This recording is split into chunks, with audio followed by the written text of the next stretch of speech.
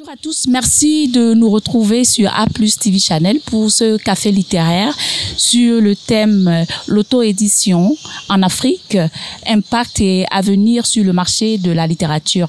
Avec moi sur ce plateau pour partager sur ce panel et partager sur ce thème et échanger sur les différents ouvrages écrits par nos intervenants. Nous avons Monsieur Magaye Touré, qui est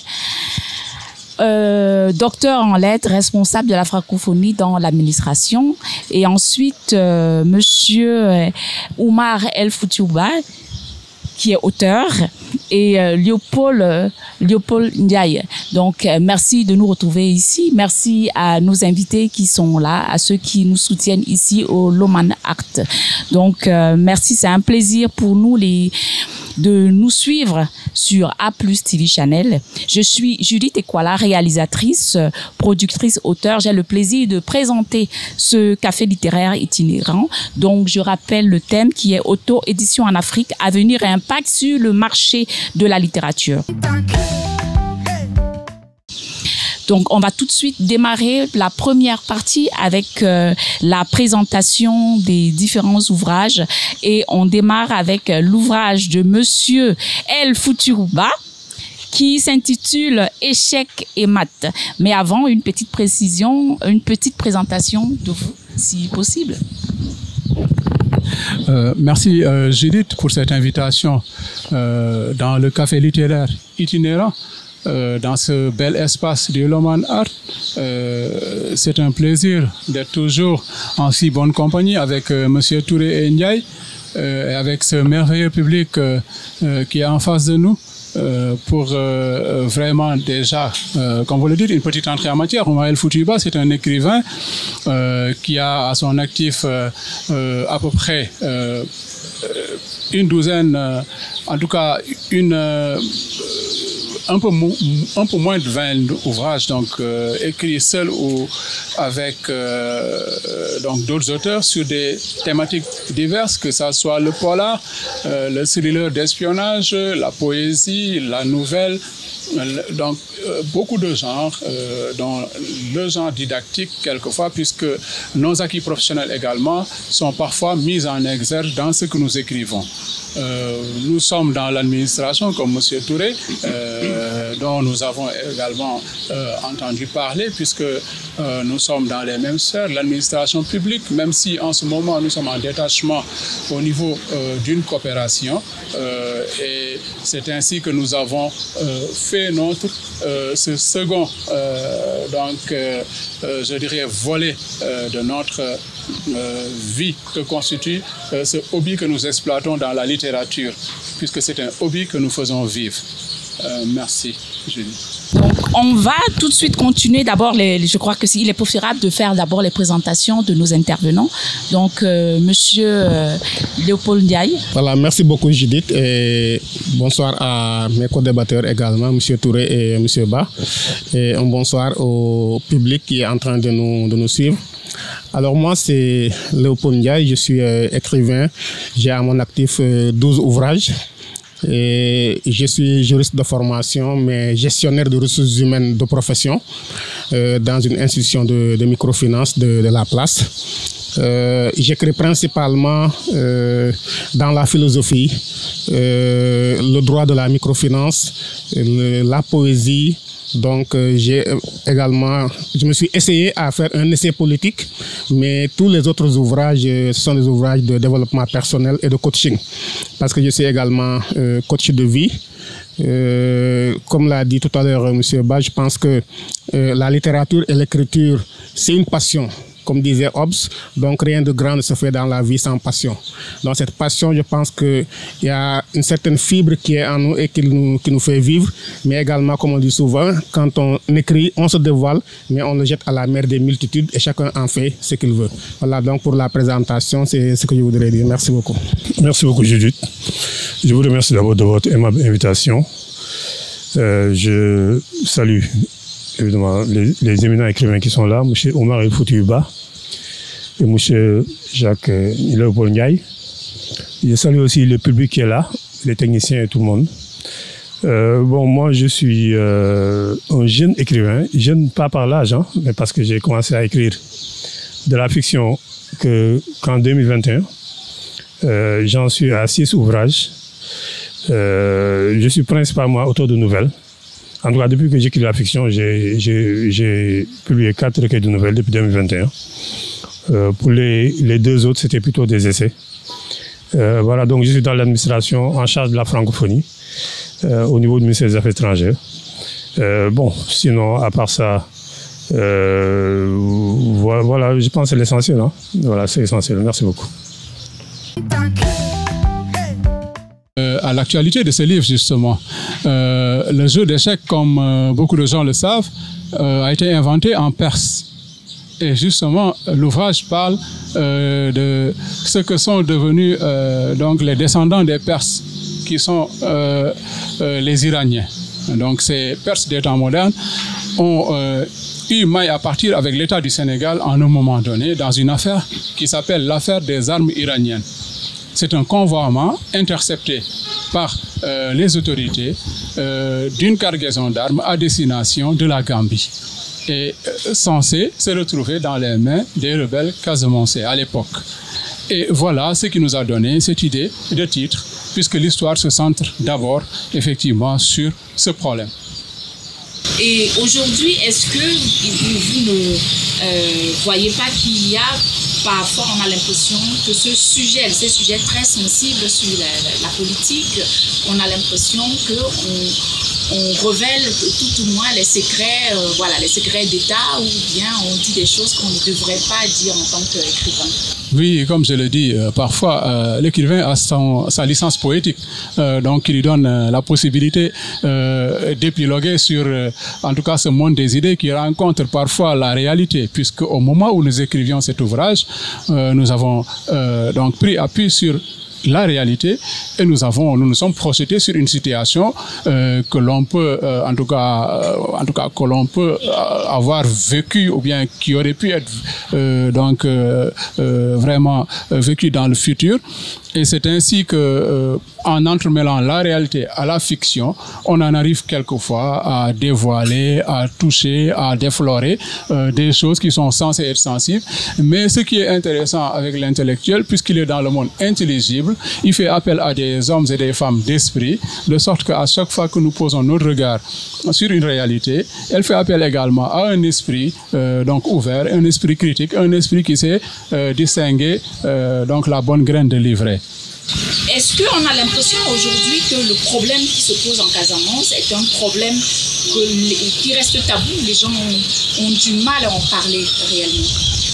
Heureusement qu'au Sénégal, on a quand même une trajectoire démocratique qui a donné la possibilité à chacun d'entre ces citoyens qui évoluent dans l'harmonie de pouvoir s'exprimer sur beaucoup de problèmes. Et jamais dans l'histoire de ce pays, donc ce sujet n'a été tabou. Effectivement, comme je le disais tout à l'heure, on est avec des hommes d'esprit. Les Sénégalais sont enfermés dans une certaine forme d'éducation qui fait que, au fond, ils savent comment parler des choses. Ils savent ne pas égratigner une cicatrice qui est en train de guérir. Et c'est ainsi que depuis le début de cet événement jusqu'à en ce moment où vraiment on vit les derniers tressautements, en tout cas de cette affaire, jamais les Sénégalais n'ont eu à vraiment égratigner la blessure, à piquer dans le vif, et c'est ainsi que c'est un débat qui a toujours eu lieu, et même l'affaire des armes iraniennes qui aurait pu quand même donner lieu à beaucoup de développements a été géré en toute bonne diplomatie, puisque l'État a des mesures de sauvegarde, a également des agents. C'est ce que l'expérience a montré. À chaque fois que les décideurs politiques ont fait recours à l'expertise de l'administration, les meilleures solutions ont été déployées. Et même dans l'ouvrage, le communiqué de l'État du Sénégal que je reprends dedans est un modèle d'équilibre, un modèle de diplomatie, parce qu'on rappelle un ambassadeur, on l'appelle en consultation, on essaie essaie de voir comment discuter avec la partie iranienne. On suspend juste de façon temporaire le temps d'avoir des échanges de vues plus poussés pour pouvoir revenir à la table des négociations et plutôt reprendre des comportements tout à fait diplomatiques, des usages normaux qui entrent dans le cadre de relations entre deux États qui, à un moment donné, se sont heurtés mais vont se retrouver. Donc jamais la table des négociations n'a été fermée et ça c'est les usages de l'administration. Dans l'ouvrage également, lorsqu'on voit que les décideurs politiques ou bien taillent des croupières dans les finances de l'armée qui a du mal à se battre, il y a toujours une manière de gérer au niveau du terrain. C'est en tout cas ces inélégances, ces inconforts que vivent les militaires, mais qui sont érigés au rang vraiment de porte-étendard de la patrie, donc de symbole qu'il faut respecter. Je pense que c'est également ça qu'il faut noter, cette expression démocratique qui fait que chacun peut dire ce qu'il veut dans le sens de ce que la loi lui donne comme espace de liberté. Donc on parle de l'Iran, on parle de Banjoun, de la Gambie. Jusqu'où nous emmène ce livre, cette histoire? L'histoire des armes iraniennes interceptées au Sénégal, au Nigeria, dans l'ouvrage, est du pain béni pour un auteur qui est dans le suspense. Parce que vous avez l'occasion, lorsque vous avez l'Iran, de parler du Mossad, donc d'Israël, son ennemi séculaire, de parler du grand Satan, les États-Unis, parce que c'est ainsi que l'Iran nomme les États-Unis. Vous avez un pays, le Sénégal, qui est au confluent des influences géopolitiques de toutes parts, qui est situé vraiment à équidistance de tous les continents, qui est un pays qui n'a jamais connu de troubles militaires, qui est un pays qui connaît la convivialité confessionnelle, qui est un pays porte-étendard de la lutte pour les droits du peuple palestinien, qui a un problème avec l'Iran dans un contexte où son président a mis en avant la diversification de la coopération. Les États-Unis, Israël, qui ne sont pas contents lorsqu'on développe ces relations avec l'Iran. L'Iran qui est, en tout cas, dont les produits sont contingentés, auxquels on refuse d'accéder à certaines technologies de pointe, qui est sur le point de développer l'arme nucléaire à l'époque, qui a fait l'objet d'un bombardement de la part d'Israël sur sa centrale de Tammuz, qui protège sa centrale de Bouchewer. Donc l'Iran, recroquevillé sur elle-même, qui aide le Hezbollah au Liban, le Hezbollah qui tient tête à Israël, dont l'opération Pluie d'été a été mise en échec par ce Hezbollah qui a la maîtrise technologique de l'Iran. Donc l'Iran qui se développe, qui se déploie avec l'aide de la Russie, et qui a des problèmes avec le Sénégal, c'est vraiment Israël mené par son ministre des Affaires étrangères, Avigdor Lieberman, un citoyen de la Géorgie, donc de l'espace caucasien, les ex-pays de l'Union des républiques socialistes et soviétiques, qui a l'occasion, avec le front qu'il a mis en place avec la Géorgie, son pays d'origine, avec le Kazakhstan, qui a des frontières avec l'Iran, qui veut prendre à revers l'Iran, a aujourd'hui, donc Avigdor Lieberman, Israël, une occasion donc de mettre le Sénégal dans sa besace. Il y a le Nigeria également, avec à l'époque le bienheureux Goodluck Jonathan, le chanceux Goodluck, en proie avec l'adversité de Buhari, qui est devenu président après, mais à l'époque c'était lui le président. Un chrétien dans un pays tiraillé entre les chrétiens du Sud et les musulmans du Nord, qui a pris la succession de Oumarou Yaradua, malade à l'époque, qui est décédé, dont la succession aurait dû être assurée par un musulman, puisque c'est ainsi que fonctionne le Nigeria. Goodluck qui vient s'insérer, qui a un opposant principal qui lui met du plomb dans l'aile, avec Boko Haram. Vous voyez, donc c'est vraiment un plaisir pour un auteur d'évoluer entre ces différents espaces géopolitiques, avec ces coups fourrés entre services secrets. Et je ne parle pas de la Gambie, cet intestin dans le corps du Sénégal, ou bien cette banane dans la bouche du Sénégal, comme disent certains, que d'aucuns conseillent de croquer, en tout cas au Sénégal de croquer, qui est là, qui à l'époque a emmerdé le Sénégal, excusez-moi du terme, avec le pont de Farafenni, que Genius Yaya Jammeh refusait de voir s'établir. Donc c'est vraiment beaucoup d'éléments qui donnent une bonne cuisine pour un auteur donc qui veut être un cordon bleu de l'écriture. Donc je pense que c'est du pain béni. Fait donc échec et mat dans l'histoire.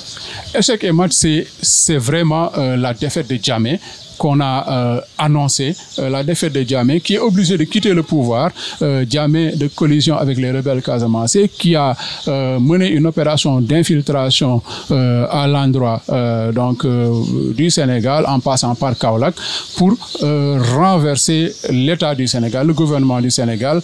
Ça rappelle quelque chose qui s'est passé récemment. Jammeh donc et la rébellion casamançaise qui ont été stoppés. Donc échec et mat, Mr. Président, c'est justement adressé à Yaya Jammeh. Donc, c'est pourquoi on n'a pas dit Monsieur le Président.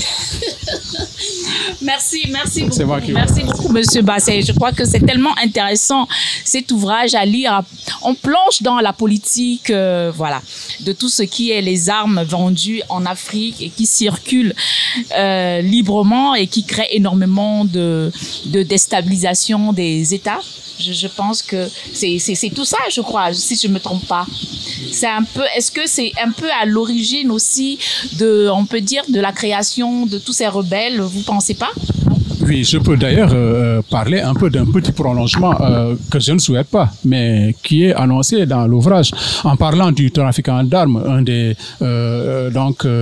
agents secrets mis en place, en tout cas introduit par le bloc dans la rébellion casamançaise, l'agent Lafine, l'agent L, qui est un trafiquant d'armes lié au trafiquant international Victor Bout. Victor Bout qui a été pris par les Américains, jugé, récupéré par Vladimir Poutine, qui avait une flotte d'une soixantaine d'avions, qui parle plus de 10 langues.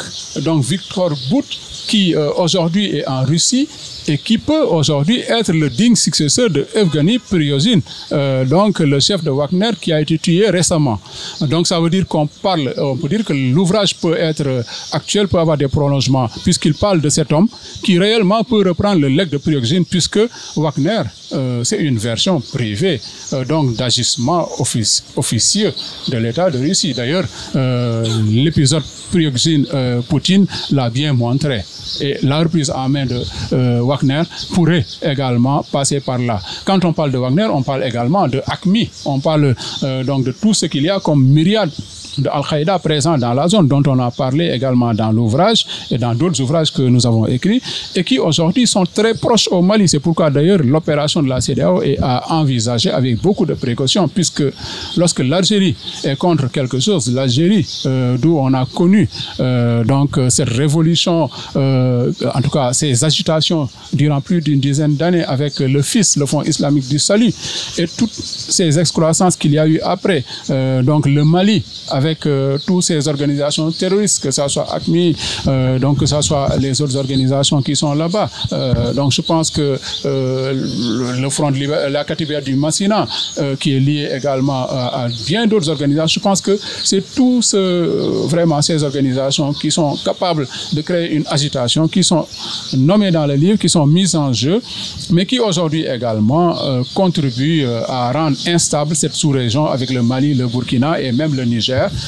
Donc la Centrafrique, même si on va plus loin, donc qui sont l'objet d'une agitation. Quand on parle des anti-Balaka, donc et de ceux qui sont en face, c'est toujours ces formes d'agitation entretenues par les puissances, que ce soit la Russie, que ce soit la France, que ce soit les États-Unis en sous-main avec Africom, qui surveillent tout, qui voient tout, mais qui ne font que ce qu'ils veulent au fond.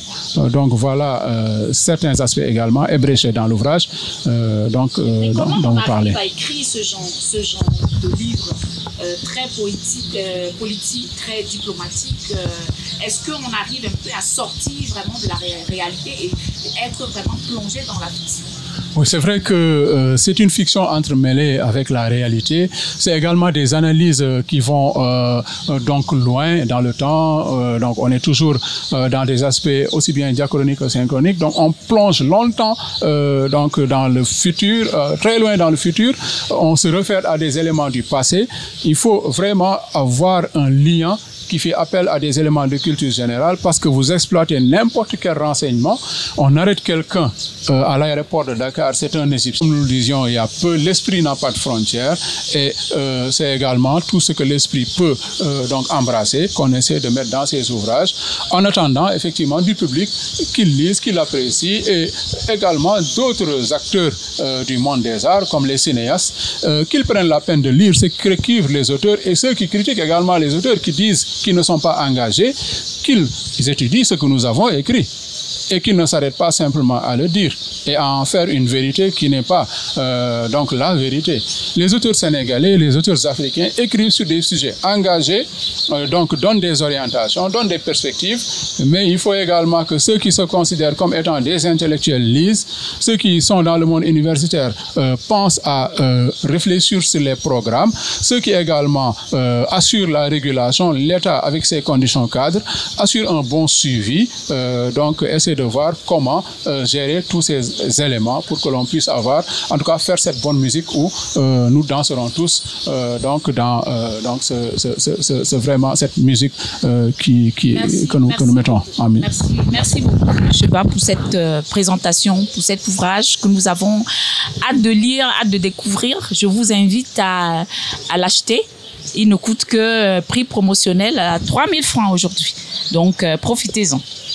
C'est bien ça le prix aujourd'hui. Merci beaucoup et on passe à la présentation de Monsieur Leopold Ndiaye, son ouvrage La Voie de la réussite, et on est dans tout un autre registre qui nous plonge un peu dans le développement personnel. Pourquoi éventuellement cet ouvrage voilà, sur le développement personnel? Voilà, merci beaucoup Judith. J'ai déjà l'eau à la bouche en entendant M. Ba parler. J'ai envie de lui demander si c'est un grand lecteur de Gérard de Villiers. Voilà, Gérard de Villiers ou Guy Descartes, parce que en l'entendant parler, on sent un entremêlement quand même dans le livre. Vraiment, toutes mes félicitations. Voilà donc La Voie de la réussite, qui a comme sous-titre Discours sur le devenir en mouvement. Donc, est un ouvrage de développement personnel qui a été écrit en 2017. Donc, c'est en fait le 5e ouvrage de développement personnel, puisque la majorité de mes ouvrages donc, sont consacrés à ce domaine. Pourquoi le développement personnel? Certainement, c'est lié peut-être à une histoire personnelle, où pendant longtemps, j'ai vécu quand même des situations assez difficiles, étant enfant, dans l'adolescence également.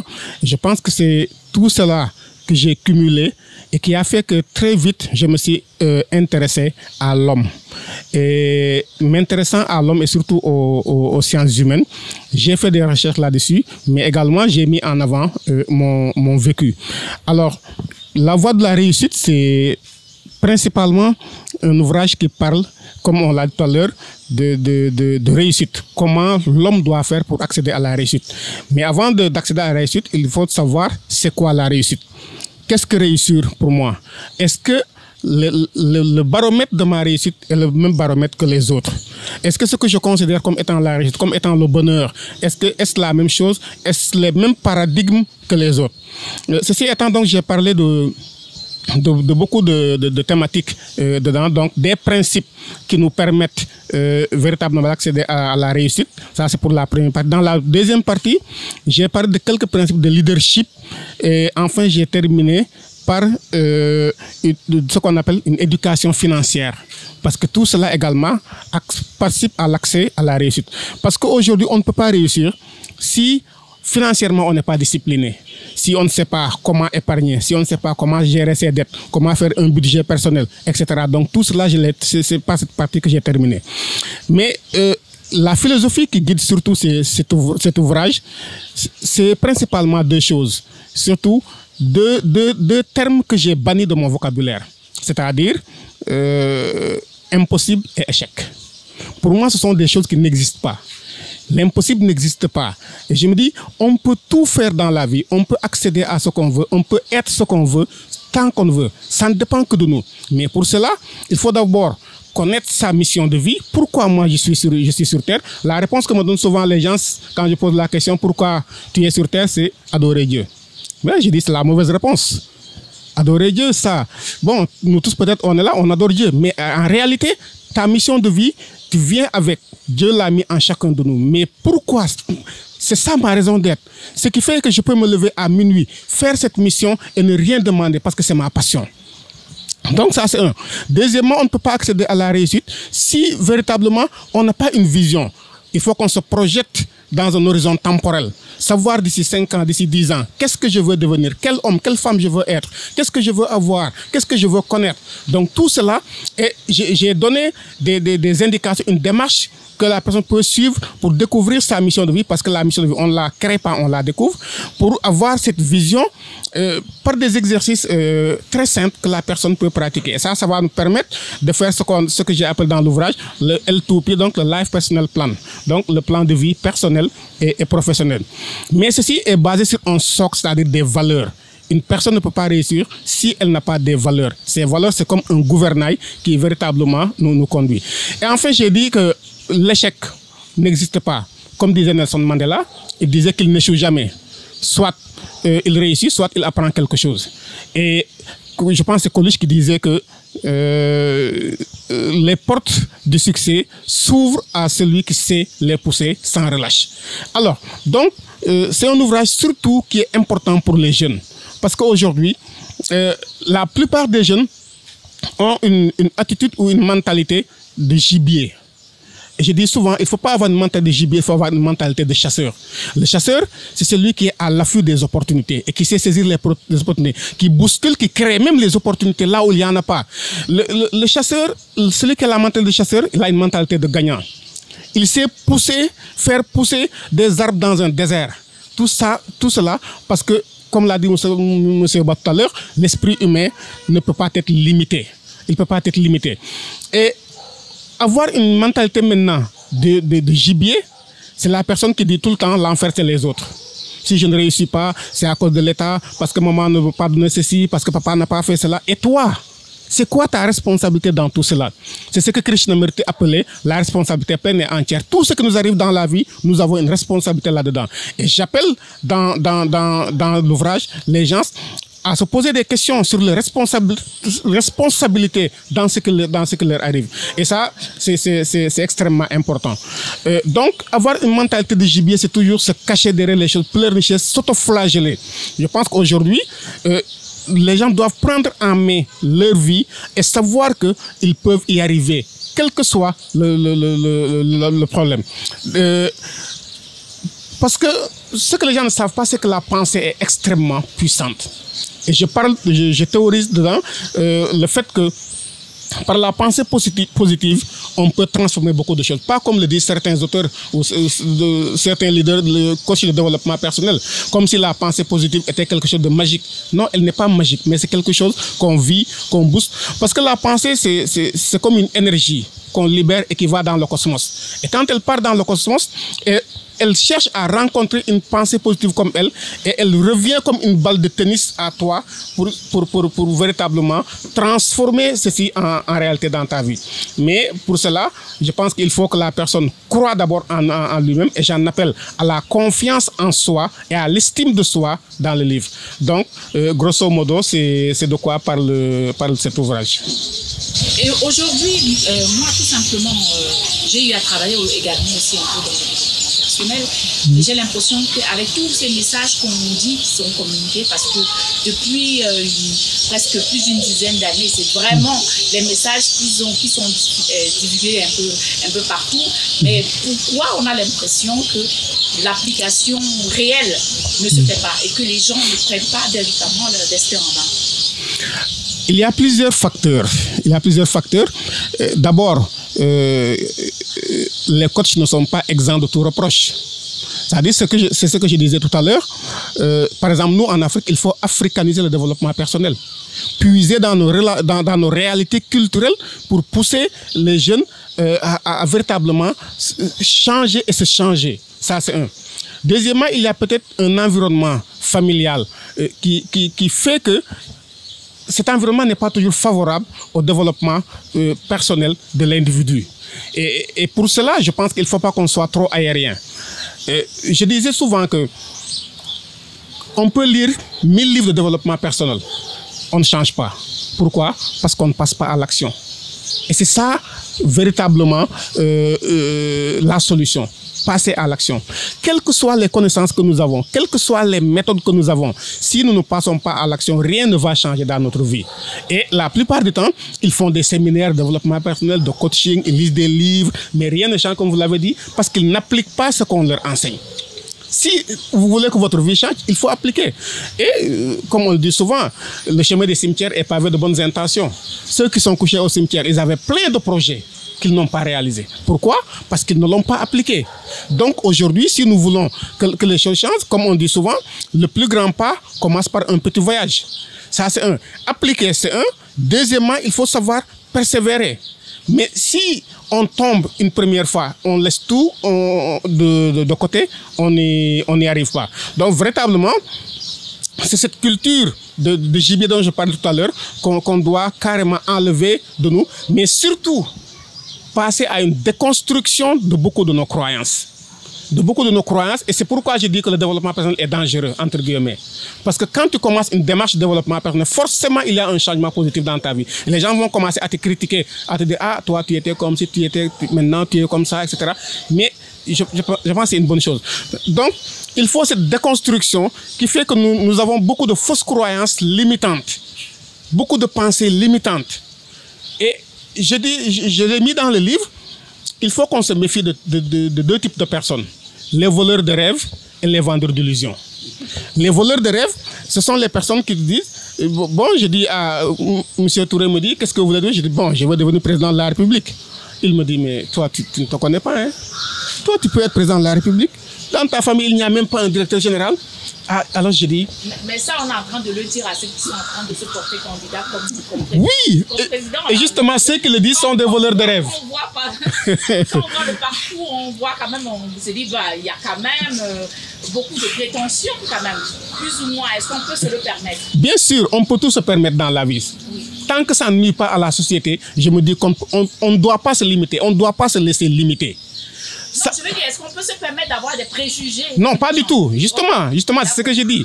Non seulement on ne doit pas avoir des préjugés sur les gens, mais les gens ne doivent pas accepter qu'on ait des préjugés sur eux, qu'ils se laissent limiter. Parce que ça sont des vendeurs, des voleurs de rêves qui vont faire que tu vas perdre confiance à toi et tu vas dire, ah bon, M. Touré a raison, vraiment, je ne veux pas être président de la République. Mais ils se basent sur quoi pour le dire? Les vendeurs d'illusions, c'est le contraire. M. Touré, je veux être président de la République. Il dit, ah oui, dans un mois, je peux vous faire président de la République. Non, ce n'est pas possible. C'est comme on nous dit, c'est facile de gagner de l'argent sans travailler. C'est faux. Quand on veut avoir de l'argent, on travaille. Ça, c'est des vendeurs d'illusions également. Il ne faut pas qu'on soit dans une bulle magique comme ça et dire que d'un claquement de doigts, tout va nous réussir. Donc ça également, c'est beaucoup de thématiques que je développe vraiment dans l'ouvrage. Merci Monsieur Diaye. On a hâte de découvrir cet ouvrage, La Voie de la réussite. On en a besoin en Afrique parce que ça empêchera grand nombre de personnes, par exemple, de prendre ce risque d'aller à l'étranger avec les pirogues là. Donc je pense qu'il faudrait essayer quand même de se rapprocher de ces personnes qui ont envie de vouloir partir parce que c'est très difficile. Ça, il faut le reconnaître aussi, hein. On est dans un contexte, dans un continent qui est très compliqué. Pour pouvoir réussir, c'est très compliqué et vraiment on a besoin des clés, que vous puissiez nous donner un peu ces clés là pour voir un peu des jours meilleurs. Donc quand on dit que c'est très difficile... Non, on ne doit pas le dire. Oui, non, c'est-à-dire que... C'est la réalité, non? C'est-à-dire que quand les gens disent que, par exemple, au Sénégal, c'est difficile de réussir et tout, non, moi, je le relativise. Et je donne juste un exemple. Dans mon quartier, le matin, je viens, j'ai un jeune de 25 ans, on discute. Le matin, quand il se lève, il dit à sa maman, donne-moi 100 francs, je vais acheter du café. En fin de compte, ça m'a agacé. Et je lui dis, mais toi, pourquoi tu ne vas pas travailler? Il me dit, mais toi-même, tu sais qu'il n'y a pas de travail ici? Je lui dis, regarde, de Maris à Dalifort, il n'y a pas de tangana. Tu peux commencer. Tu achètes 5 tasses, 1 kilo de viande, un peu de café, un peu de lait. Voilà, ta table, tu commences à faire du qui et ça va marcher. Il me dit, mais toi, tu ne m'as pas vu. Toi, tu me vois être là à vendre du tangana. Mais il y en a plein comme ça. Vendre... Et c'est ce qu'ils vont faire à l'extérieur. Ils vont faire mais bien sûr. Voilà. Mais ça, c'est ne pas avoir confiance en soi. Et c'est justement, dans le voyage, je dis, il faut qu'on se méfie du regard de l'autre, du regard de la société, le camp des ratons. Parce qu'en réalité, moi, la personne que je suis, ce n'est pas ce que les gens disent que je suis ou bien ce que les gens pensent que je suis, mais je suis celui que je suis. Mais il faut que j'y croie fermement et que je crois que je peux bousculer toutes les montagnes et me laisser pousser des ailes. Et c'est possible. Merci beaucoup, M. Ndiaye, pour ces messages. Merci, on en a besoin véritablement en Afrique. Alors, M. Magaye Touré, l'éléphant perdu au pays des Lucioles. Moi, la question que je vais d'abord poser, c'est pourquoi les nouvelles, M. Touré? Merci. Je dois d'abord féliciter M. Ba Ndiaye pour la qualité de leurs propos. Moi, j'apprends beaucoup de choses avec eux.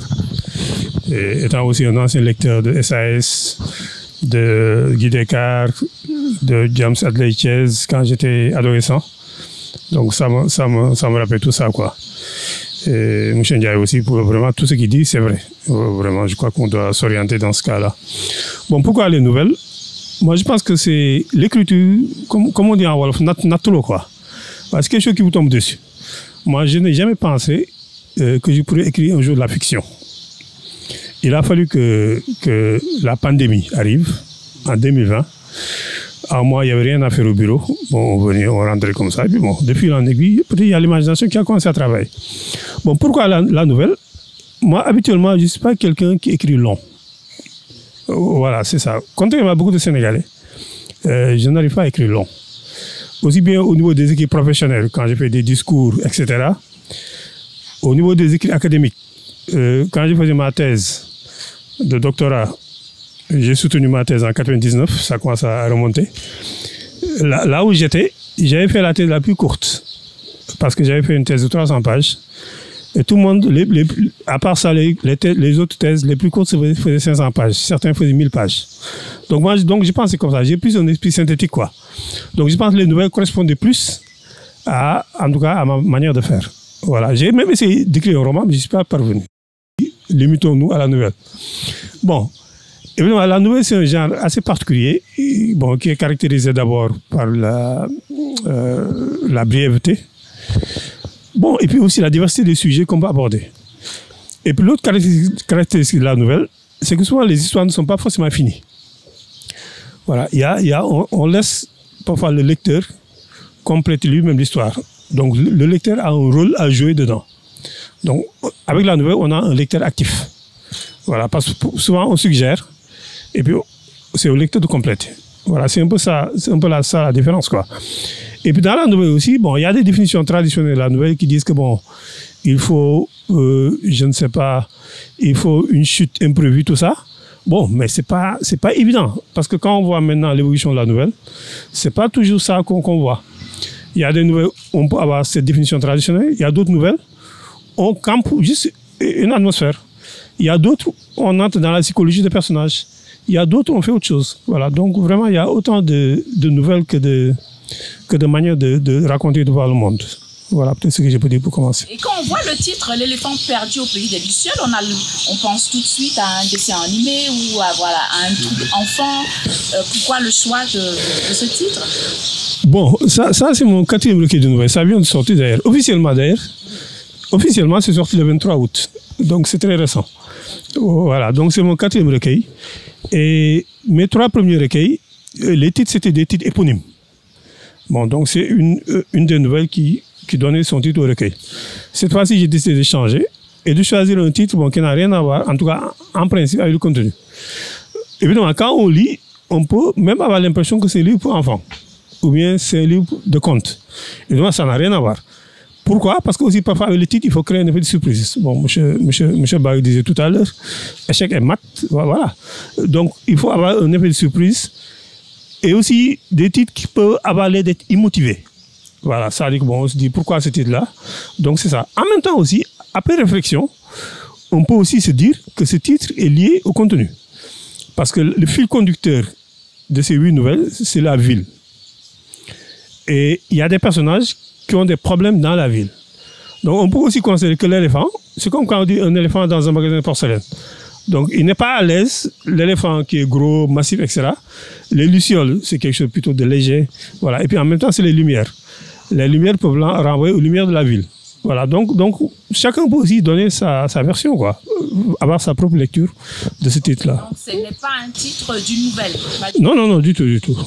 Voilà. Donc, 8 nouvelles, comment est-ce que ça s'enchaîne? De quoi parlent les différentes nouvelles? On a quoi comme nouvelles exactement? Qu'est-ce qu'on découvre? Bon, comme j'ai dit tout à l'heure, le fil conducteur, c'est la ville. Parce que toutes les nouvelles sont campées dans la ville. J'essaie un peu de multiplier les thèmes. Par exemple, il y a un thème qui porte sur un retraité. Bon, parce que je trouve que c'est un thème qu'on ne traite pas assez. Donc, un retraité qui n'est pas un retraité pauvre, qui est plutôt un retraité assez aisé, mais qui s'ennuie. Voilà. Qui a construit une maison R+2, machin.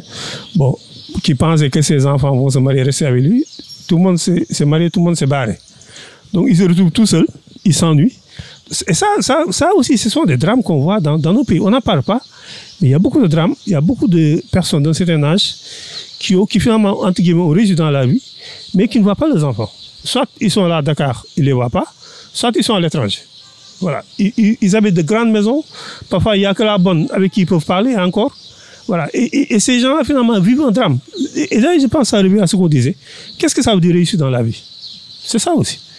Est-ce qu'on accumule un ensemble de biens matériels pour finalement être malheureux parce qu'on n'a pas d'affection familiale? Voilà, donc ça pose ces questions-là. Une autre nouvelle, je parle d'un chômeur. Là, le titre de la nouvelle, c'est compter les poteaux.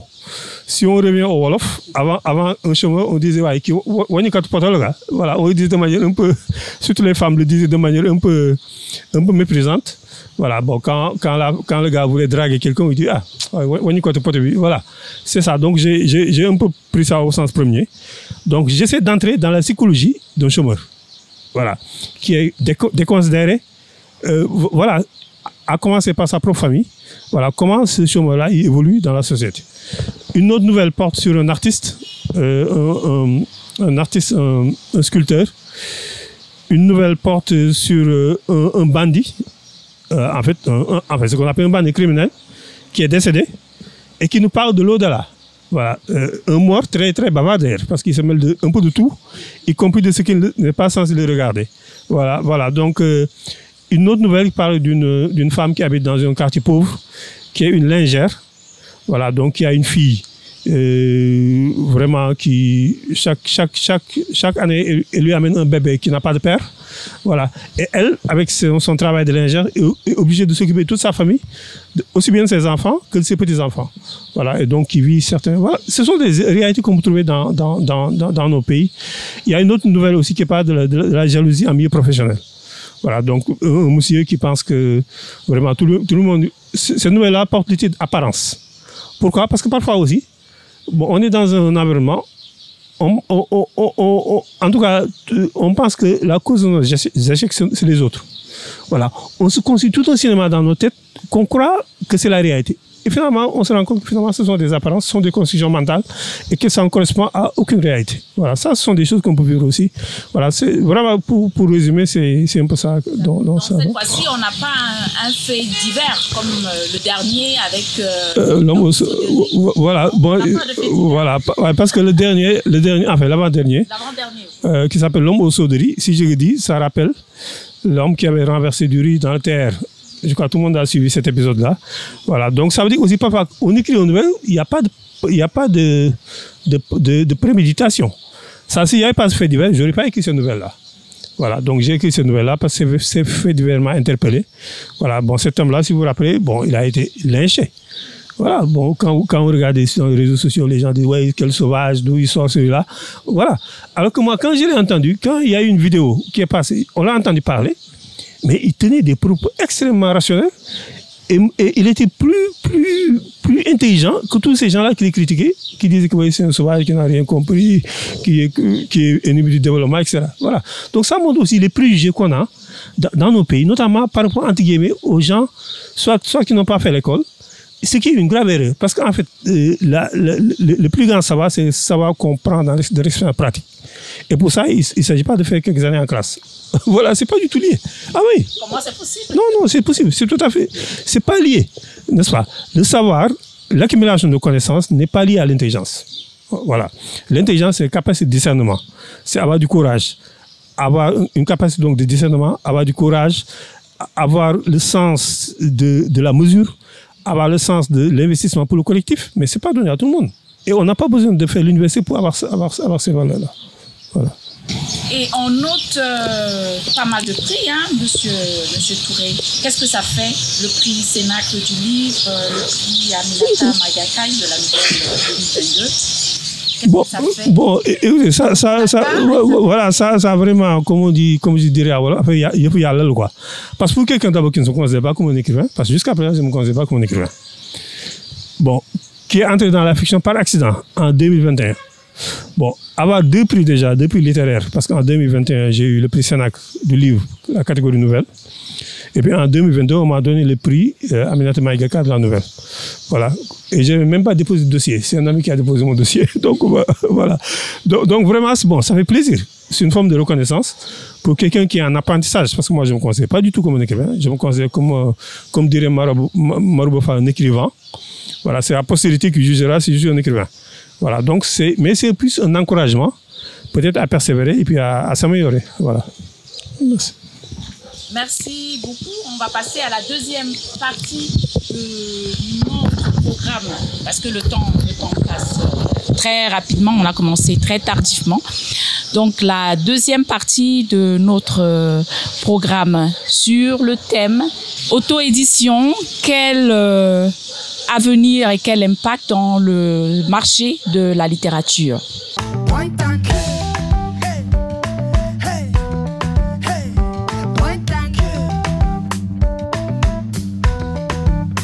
Just point and kill.